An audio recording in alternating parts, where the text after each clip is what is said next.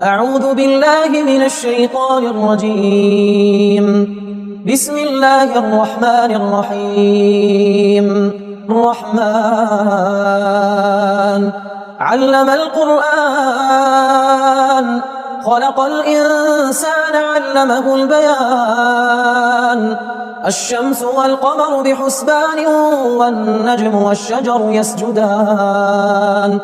والسماء رفعها ووضع الميزان ألا تطغوا في الميزان